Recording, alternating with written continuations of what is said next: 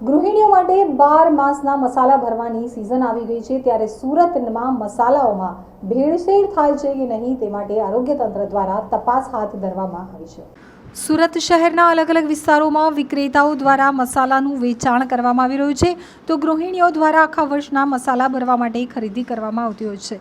ત્યારે આ મસાલાઓમાં ભેળસેળ થાય છે કે કેમ તે અંગેની તપાસ પાલિકાના આરોગ્ય તંત્રએ હાથ ધરી છે। સ્ટોલમાંથી સેમ્પલ લેવાયા હતા અને આરોગ્ય વિભાગ દ્વારા રાંદેર ઝોનમાં ઉનાળાની સિઝનમાં મસાલાના ઊભા થયેલા સ્ટોલ ઉપર દરોડા પાડ્યા હતા।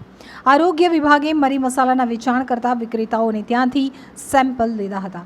અડાજણ આનંદ મહલ રોડ ઉપર લાગેલા વિવિધ મસાલાના સ્ટોલ્સમાંથી સેમ્પલ લેવામાં આવ્યા હતા। સેમ્પલ લેબમાં મોકલાયાના પાલિકાના અધિકારીઓએ જણાવ્યું હતું તો હળદર, લાલ મરચું, ધાણા જીરું સહિતના મસાલાઓના સેમ્પલ લેવાયા છે। અત્રે મહત્વનું છે કે લાલ મરચું ભેળસેળવાળું અથવા તો નકલી આવતું હોવાનું સામે આવ્યું છે। આરોગ્ય વિભાગે સેમ્પલ લઈ લેબમાં મોકલ્યા છે। જો સેમ્પલ નેગેટિવ આવશે તો વિક્રેતાઓ સામે કડક કાર્યવાહી કરવામાં આવશે।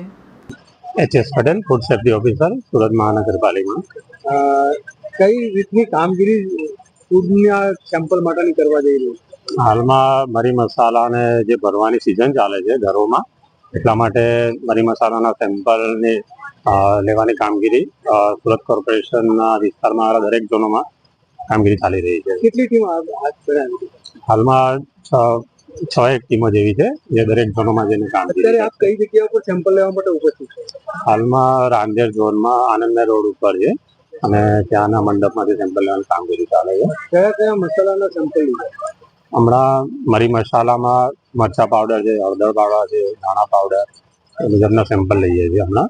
હવે સાહેબ વાત કરીએ તો આનું સેમ્પલનું ટેસ્ટિંગ કેટલા સમયમાં આવી જશે એનો રિપોર્ટ? રિપોર્ટ બહુ જલ્દી આવી જાય છે અને જે પ્રમાણે રિપોર્ટ આવશે તે પ્રમાણેની આગળની કાર્યવાહી ફૂડ સેફ્ટી સ્ટાન્ડર્ડના અનુસંધાનમાં કરવામાં આવે છે।